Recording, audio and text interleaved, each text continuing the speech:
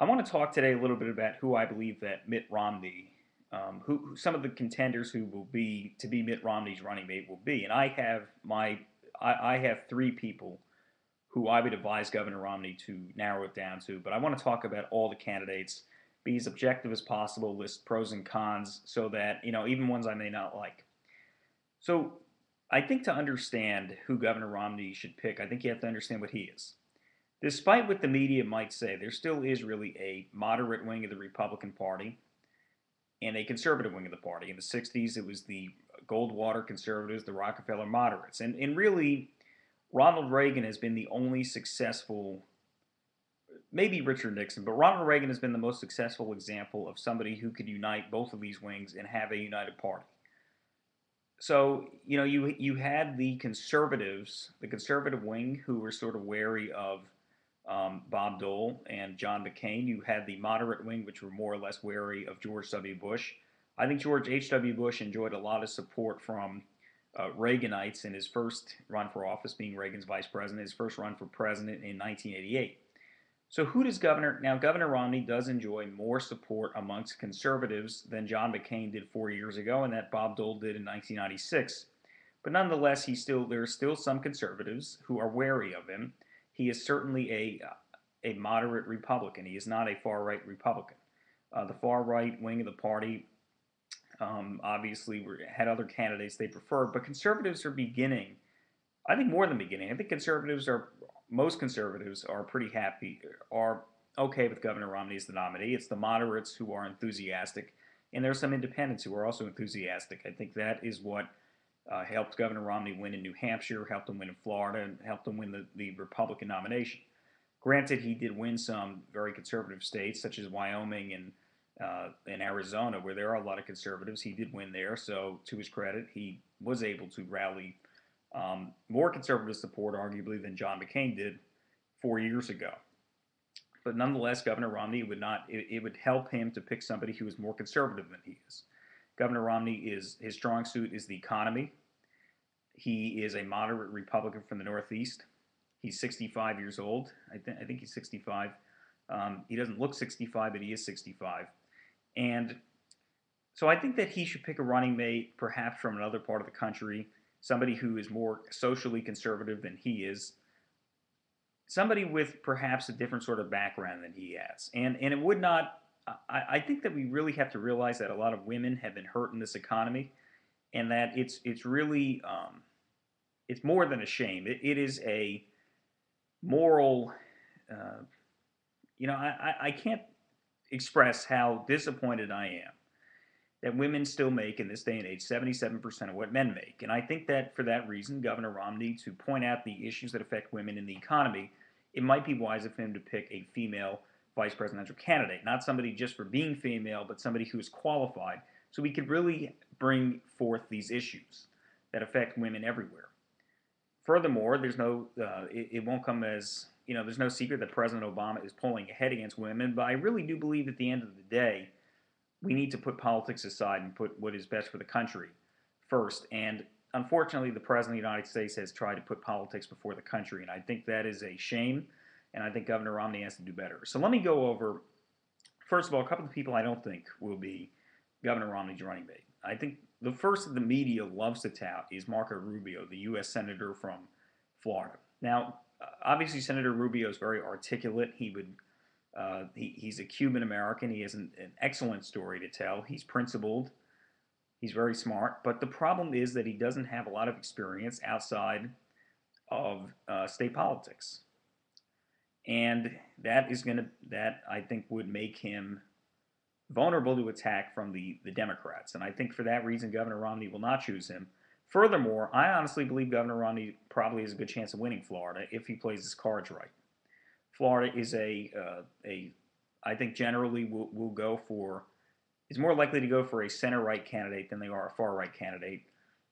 So, therefore, I think Governor Romney is actually, he was very popular in the primary there. And I think that he will do quite well in the general election there. So I'm not sure that he actually needs somebody from Florida to be the running mate. It certainly couldn't hurt. But Marco Rubio, I don't believe, is the best candidate. I have nothing but respect and admiration for Senator Rubio. He would probably agree with me, though. He needs a little bit more time to become a little bit more experienced. Another candidate from Florida who I don't believe Governor Romney will choose is Allen West. Now, Allen West is an American hero. He's a good man. He has the courage of his convictions. The problem is that Allen West, frankly, and Allen West would probably agree with me again. Um, he's not meant to be number two. He's not the sort of person who would be a good number two. He needs to be the leader. And I think that, and that's a compliment, not an insult to him. And I think that for that reason, he should not be the running mate. I think Rob Portman, the U.S. Senator from Ohio, would be a very, um, this is a guy who has some diverse experience, and he's from a key swing state, Ohio. The problem that he would face is that in most of the jobs that he only held them for a couple of years, if that, sometimes even 1 year in a lot of instances. And also, he would allow President Obama to link Governor Romney to the Bush administration, which the Democrats want to do since they can't run on their own record. So, those three are kind of the guys that I don't think Governor Romney's going to pick. Then you kind of have um, the next set of people who have some pros and cons. I think that Governor Susanna Martinez of New Mexico has a tremendous amount of pros. I think that she is she's intelligent. She's from a key swing state, and I think that she has the experience in law enforcement that always helps. Governor Romney obviously doesn't have law enforcement experience. The only negative with her is that she is from. First of all, I am not convinced that New Mexico will vote for Governor Romney. New Mexico has been friendlier to Democrats, with the exception of President Bush's reelection campaign. New Mexico has been friendlier to Democrats over the years, and also she's only been governor a very short period of time. I don't know exactly what her record is as governor. I would have to learn more about that. I think that Senator John Thune. Um, John Thune he is an articulate individual. But the two things that I have problems with him is, first of all, he's definitely not from a swing state. I mean, his state is going to go for Governor Romney no matter if he's the running mate or not. Second of all, I don't know that he has any major pieces of legislation in his name. And I know that he's big on fighting for things that conservatives like, but I'm not sure that he has any big pieces of legislation in his name. And frankly, I don't know that picking a career politician is the best idea. You then have Rick Santorum, the former senator from Pennsylvania. The pro about Senator Santorum is obviously that he was one of Governor Romney's two major competitors in the primary season. He won in some swing states. He won the Missouri primary. He won in Colorado very narrowly, but he won there. He did well he really competed with Governor Romney in Iowa, obviously, and in Ohio. So he won some swing states. The negatives, though, is that this guy is obviously he's undisciplined. He's the ultimate Washington insider, and he changes positions faster than Governor Romney. And Governor Romney has been consistent most of the time. That means that Senator Santorum has really switched a lot of positions. But the left will attack Governor Romney as being a flip-flop, and Senator Santorum's even more of a flip-flop. Governor Romney's only changed positions on 3, 4 issues. Senator Santorum's list, I think, goes down to 7 or 8 issues where he's changed his position. You then have Newt Gingrich. The positives are that nobody in American politics today is more intelligent, more thought-provoking than Newt Gingrich. He is able to articulate the conservative values that matter to the right wing of the party. The negatives, obviously, are that he's a little older than Governor Romney, and that him and Governor Romney had a very bitter primary battle, especially going into South Carolina and Florida. Then you have the 3 top candidates that I would consider if I were Mitt Romney, and I would advise him to do so. The first is Governor Chris Christie of New Jersey. Governor Christie has done great things for the state of New Jersey. He has reduced spending more than 9%. He's held the line on taxes. He's cut taxes. He's reformed the state pension system. He's increased choice in education. So this is a guy who gets things done on a bipartisan basis. He is a fiscal conservative, a deficit hawk. Socially, he is center right. The problem there would be two problems with having Governor Christie on the ticket. One is his position on illegal immigration is closer to that of John McCain, and Mitt Romney takes a more right-wing position on illegal immigration. The second is Governor Christie criticizing the NYPD for doing some surveillance on people in New Jersey. Now, Governor Christie has a long record as a U.S. attorney of prosecuting career politicians, people who exploited children, and terror suspects. But the surveillance issue, and also the fact that one of the judges he nominated for a state court was a guy from Passaic County, New Jersey, who represented some of the terror suspects after 9/11, I think are two troubling aspects of having him on the ticket. I think that overall, though, he would be a great running mate. I think across the board he stands with conservatives. I think that he is articulate, and I think that he is able, and somebody who is very common sense oriented. The other choice that I would consider as Governor Romney's top three picks would be Governor Bobby Jindal of Louisiana.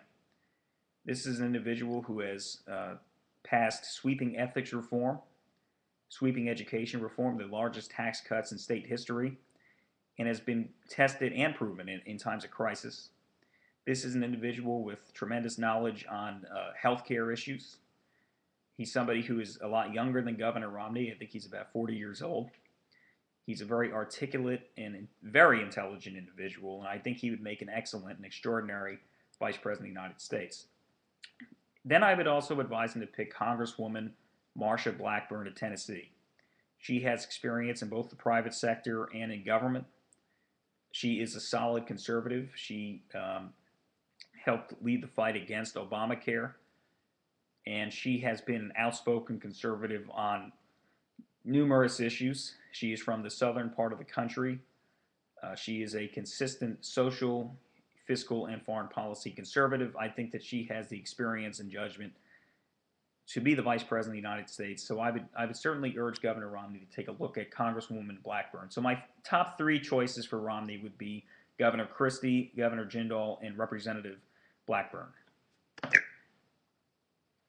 Accomplishments in New Jersey have helped to set a tone that has taken hold across many other states.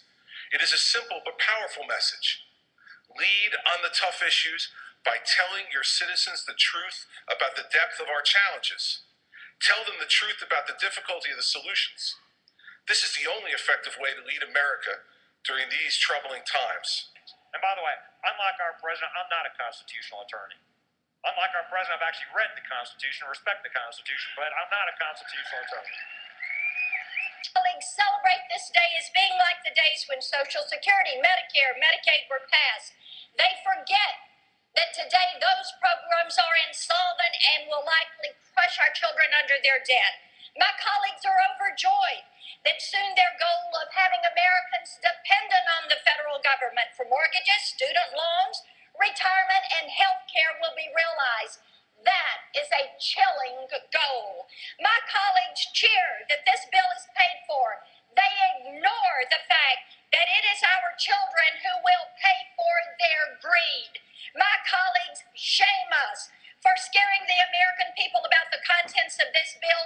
We know the consequences of this bill will be frightening and horrible.